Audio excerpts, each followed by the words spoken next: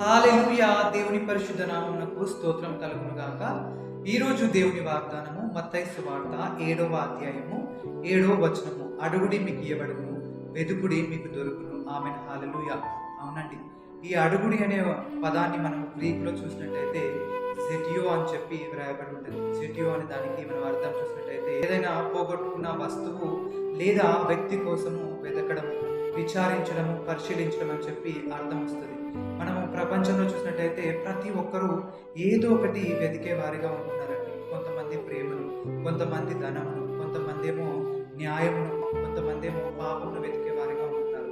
కాబట్టి ఈరోజు మీరేం వెతుకుతున్నారు? మనము దేవుణ్ణి వెతికినట్టయితే మనకు సంతోషము, జీవం కలుగుతుందని చెప్పి దేవుని వాక్యం సెలవిస్తుంది. అందుకే దేవుడు అంటాడు కదండి, నన్ను వెతికిన వారు నన్ను కనుగొంటారని చెప్పి. మనం ఎప్పుడైతే దేవుణ్ణి వెతికే వారిగా ఉంటామో అప్పుడు మనము దేవుణ్ణి కనుగొనే వారిగా ఉంటాం. కాబట్టి మనకు ఏదైతే అవసరాలు ఉన్నాయో, ఏవైతే అక్కర్లు ఉన్నాయో, మనకు ఏమైతే కావాలో, మనం ఏదైతే కోల్పోయామో అవన్నీ మనం పొందుకునే వారిగా ఉంటాం. కాబట్టి మనము దేవుణ్ణి వెతికే వారిగా ఉండాలి. అట్టి కృప దేవుడు మనందరికీ దయచేయును గాక. ఆమేన్. హల్లెలూయా.